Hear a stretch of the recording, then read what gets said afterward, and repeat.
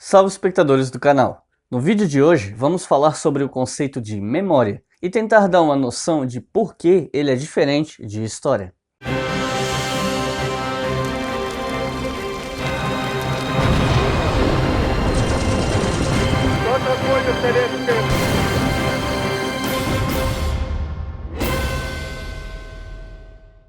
É bom começar avisando que nesse vídeo eu vou falar do conceito de memória para a história, não a partir da psicologia ou da biologia, e o nosso conceito de memória é diferente do conceito de lembrança. Mas o mais importante nesse vídeo é entender que história e memória são dois conceitos diferentes, ainda que eles dialoguem tanto que às vezes é difícil saber diferenciar. E eu vou focar mais nos detalhes conceituais. Eu não vou falar aqui sobre história da historiografia e do estudo do conceito de memória. Mas antes de entrar nos detalhes desse conceito, se você gosta do nosso trabalho ou se essa é a primeira vez que você vê um vídeo nosso, nós temos uma página no Apoia-se para quem gostaria de contribuir com o nosso trabalho, com o link aqui embaixo na descrição. E caso você goste desse ou de outros vídeos daqui, você pode se inscrever e ajudar o nosso canal a crescer, além de clicar no sininho para receber as notificações dos vídeos. E a gente recomenda que você dê um pulo na loja do canal, a Obriga Store. Lá tem camisetas masculinas e femininas, além de canecas, e a ideia é oferecer produtos com estampas que representem a nós, amantes e estudiosos de história e ciências humanas em geral. Tem link ali embaixo na descrição, é só dar uma olhada. Antes de começar a falar sobre o conceito de memória, é importante dizer que, para quem não faz história ou quem é novo na área, é muito fácil confundir memória com história. Não parece, mas elas são coisas diferentes, mesmo que elas dialoguem e que uma seja fonte para outra. Em termos gerais, ainda que um ou outro intelectual possa explicar de outro jeito, a história seria uma análise crítica do passado, ou um estudo do presente a partir do passado. Fazer história, a história, é um trabalho intelectual, que mais do que tentar restaurar memórias, tem que criticar as fontes que usa, entender como elas foram criadas, usar teorias como ferramenta de estudos para isso e realizar uma interpretação desse passado. A função da história não é ficar glorificando o passado, ela serve para analisar e entender. Muitas vezes o trabalho de historiador acaba deslegitimando algo construído pela memória. Já a memória é um conhecimento do passado que é capitaneado, guiado pelo presente. Um conhecimento que bebe das lembranças individuais, de cada sujeito, mas também de jogos de poder e interesses, que não necessariamente passam por uma pesquisa, pela crítica das fontes e etc. Normalmente, a memória glorifica ou demoniza o passado, ou parte do passado, aquilo que ela quer lembrar. E ela carrega julgamentos morais a respeito dos eventos que ela lembra, que podem ir mudando com os anos de acordo com os interesses e disputas atuais. E convenientemente, a memória esconde elementos do passado que não servem à narrativa que se quer defender. Sintetizando, é uma reconstrução do passado que normalmente serve para atender interesses do presente. Interesses que podem ser econômicos, políticos, culturais, resguardar uma identidade de supostos ataques externos e por aí vai. Nós vamos falar um pouco mais disso no decorrer do vídeo. A memória tem um elemento afetivo muito forte. O acontecimento rememorado ele será expressado de uma forma narrativa, virando a maneira pela qual o sujeito constrói um sentido do próprio passado. Uma memória que vira um relato comunicável, com um mínimo de coerência, ou seja, vira um discurso. Resumindo de um jeito meio grosseiro, dá para dizer que a história é uma reconstrução do passado que deve ser feita de forma crítica, com respaldo teórico e metodológico, além de passar pelo escrutínio de outros acadêmicos da área, as análises de pares. A memória é um compartilhamento de lembranças e discursos acerca do passado. Ela é uma memória compartilhada, um olhar para um passado ancorado nos interesses e visões de mundo do presente, sem muito senso crítico, sem método. É um tipo de fonte que a história usa, mas não é a história em si. Mas nós vamos esmiuçar melhor esse conceito. O que a gente entende por memória na academia, em linhas gerais, seria a junção de alguns elementos. Por exemplo, os acontecimentos vividos pessoalmente ou aqueles que fazem parte de nós por fazer parte de um passado que nós queremos que seja o único e verdadeiro. Pega, por exemplo, alguns militares brasileiros que se beneficiaram da ditadura, ou mesmo a velha guarda da Stasi, que era a polícia estatal da Alemanha Oriental. Eles costumam defender memórias que a história já desconstruiu através de pesquisa e de crítica, porque eles querem que a sua memória seja a única e verdadeira, e dizem que o resto seriam mentiras ou a história dos vencedores. Enfim, acho que deu para entender, né? Outro elemento importante constitutivo dessa memória são os eventos vividos por tabela. No caso, são os eventos que os sujeitos não viveram, mas essas pessoas ou grupos são tão ligados a esses eventos por conta das suas crenças políticas, religiosas, ideológicas, filosóficas, identitárias, entre outras, que essas pessoas que não viveram aquilo sentem que fizeram parte daquele passado. O melhor exemplo para ilustrar isso são as memórias de traumas coletivos que afetaram a algum grupo em especial. Podemos citar os casos de genocídios do século XX, ou as experiências de certos grupos em todos os regimes ditatoriais de esquerda e direita que nós tivemos nesse mesmo século. Normalmente, os membros de famílias que foram afetadas por essas experiências, mesmo fazendo parte de 2, 3 gerações depois, guardam essa memória sem ter vivido. Aí eu volto para aquilo que eu falei sobre a diferença de memória e lembrança. A lembrança é algo que, mesmo que você compartilhe com outra pessoa, é eminentemente individual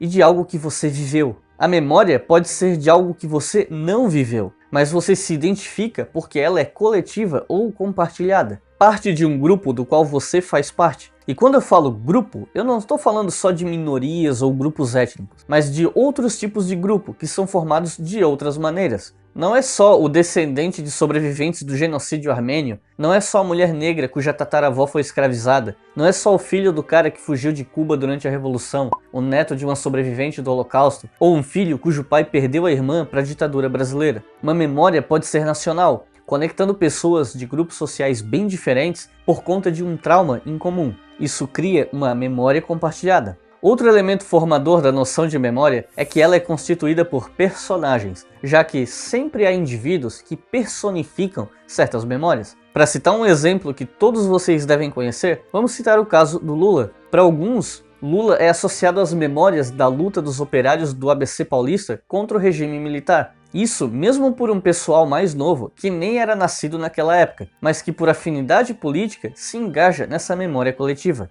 Em compensação, muita gente hoje associa a figura de Lula à corrupção e crise econômica, diante de uma memória que foi construída por várias relações de força na sociedade brasileira nos últimos anos. Nas redes sociais você vê até crianças que nasceram no meio da década passada falando sobre a época por compartilhar essa memória coletiva com outras pessoas, e não por lembrança individual. Ou seja, é um personagem que personifica certas memórias coletivas, ou compartilhadas. Outro elemento importante para entender a memória são os chamados lugares de memória. E quando a gente fala em lugares, não fala só de locais físicos, como museus, arquivos e monumentos, mas também cerimônias públicas, como comemorações de independência ou de datas ligadas a mártires e heróis nacionais. Essas comemorações, em geral, costumam ser organizadas pelo Estado e têm como função celebrar acontecimentos que são identificados como fundadores de uma comunidade nacional, geralmente para conseguir uma unidade política. Eles são pedagógicos e tentam imprimir uma continuidade temporal com o passado a partir do presente. Vamos falar das memórias oficiais, por exemplo. Especialmente a partir do século XIX, várias nações passaram a elaborar relatos a respeito de suas origens. E junto disso, vêm os monumentos, os panteões de heróis nacionais, os símbolos que vão dar força a essa narrativa. Essas memórias oficiais são tentativas de definir e reforçar sentimentos de pertencimento, de coesão nacional, com o objetivo de defender fronteiras simbólicas. Como toda narrativa, esses relatos nacionais são seletivos. Para construir um conjunto de heróis, você vai ter que deixar outros sujeitos de lado. Para construir uma narrativa com histórias convenientes, você vai deixar de lado as inconvenientes. O passado já passou e não pode ser mudado, e o futuro está em aberto. Mas o sentido do passado pode mudar, e esse sentido é ativo. O sentido é dado pelos agentes sociais que estão em confronto. Agora nós vamos falar um pouco sobre memória e identidade, para depois falar sobre esquecimentos e silêncios.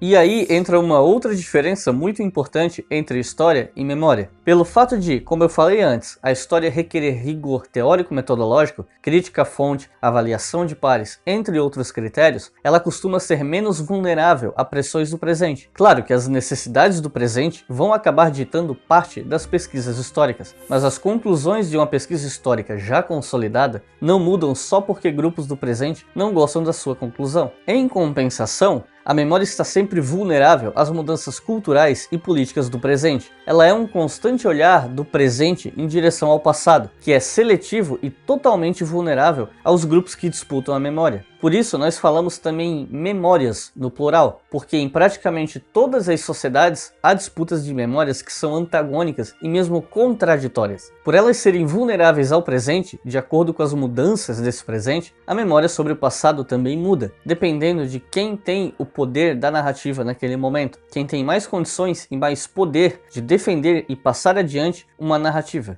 O conceito de memória coletiva foi levantado principalmente pelo sociólogo Maurice Halbach. Um ponto-chave desse conceito é a noção de marco ou quadro social. As nossas memórias individuais, elas estão sempre marcadas socialmente, ou seja, o que a gente lembra está conectado com a sociedade na qual a gente vive e os marcos sociais que estão ao nosso redor. Esses marcos sociais carregam representações da sociedade, das necessidades, dos valores, da moral da nossa sociedade onde vivemos. E para o Maurice Halbach, isso significa que nós só podemos lembrar quando é possível recuperar a posição dos acontecimentos passados nos marcos da memória coletiva. E isso implica o social, mesmo nos momentos mais individuais. Alguns acadêmicos não gostam muito de falar em memória coletiva, porque pode passar a impressão de que ela é uma coisa que existe acima dos indivíduos, separada desses sujeitos. Tem quem prefira falar em memórias compartilhadas, sobrepostas, que são fruto de interações sociais múltiplas que acontecem dentro de marcos sociais e relações de poder.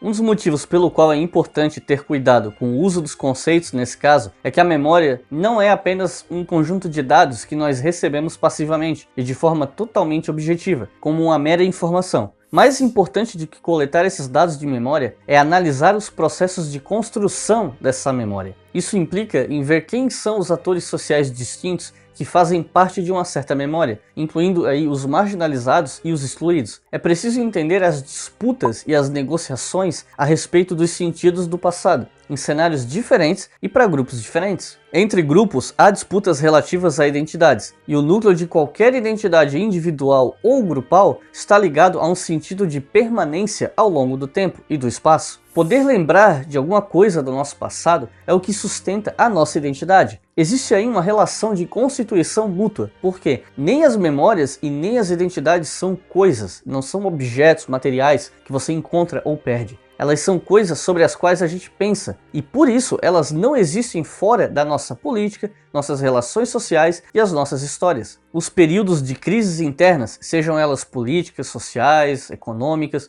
ou momentos de ameaça externa, que pode ser real ou imaginária, são justamente os momentos nos quais a gente reinterpreta a memória e prestamos mais atenção às nossas próprias identidades. Esses períodos costumam vir acompanhados de crises de sentimento de identidade coletiva e na memória, e dão espaço para uma volta a um passado que muitas vezes é completamente irreal, mítico, imaginário, ou seja, um passado que não tem respaldo factual. Esses momentos são um prato cheio para revisionismo, reinterpretações, e isso implica em rediscutir e redefinir a própria identidade do grupo. A questão dos refugiados e imigrantes na Europa é um excelente exemplo de crise que serve de pontapé inicial para rediscutir as próprias identidades, e tem sido motivo de várias discussões e brigas relacionadas a questões de memória e identidades na Europa.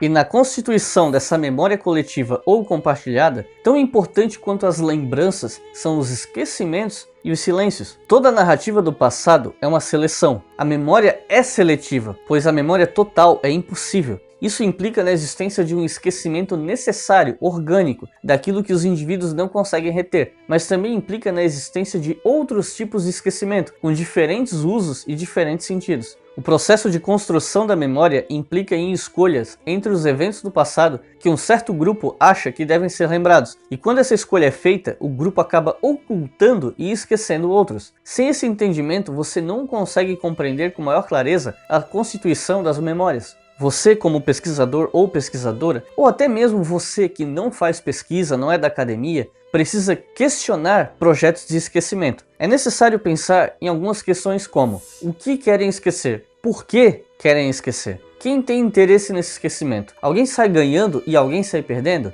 Quem?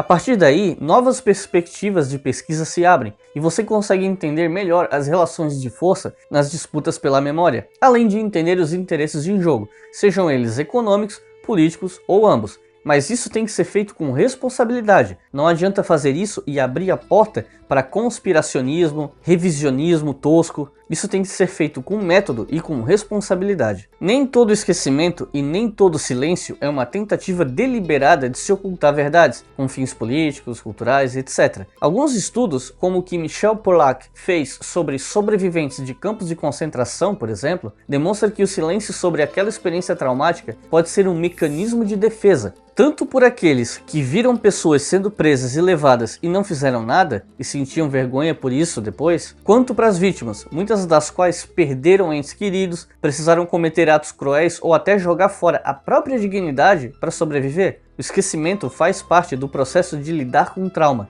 Essa constituição da memória por si só é um fenômeno histórico. Por conta disso, e diante do fato que a memória é uma fonte histórica também, o historiador ou historiadora tem que identificar os princípios dessa seleção e observar como eles variam dependendo do lugar ou do grupo envolvido, e como essas memórias mudam com o tempo. A gente tem que entender uma coisa: a memória tem um poder muito forte, um poder enorme de construir identidades de grupos, ressaltando os elementos pelos quais os indivíduos se veem como parte de um coletivo. Muitas vezes em detrimento de quem não é visto como parte do grupo. Pode ser um estrangeiro, um praticante de outra religião, uma pessoa de outra cor, seguidor de outra ideologia, adepto de outro tipo de regime político e etc.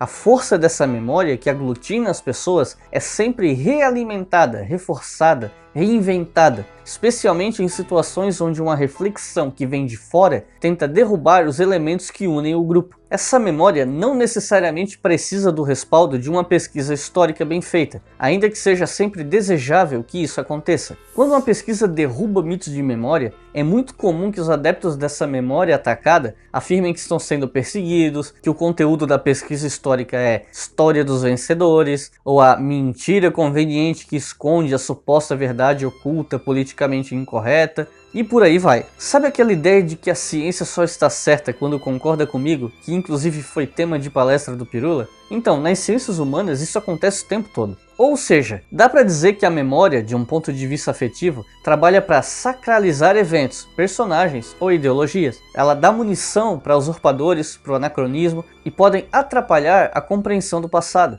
Por outro lado, a memória é uma das muitas fontes históricas. Ela tem sido muito importante nas últimas décadas e vai continuar sendo.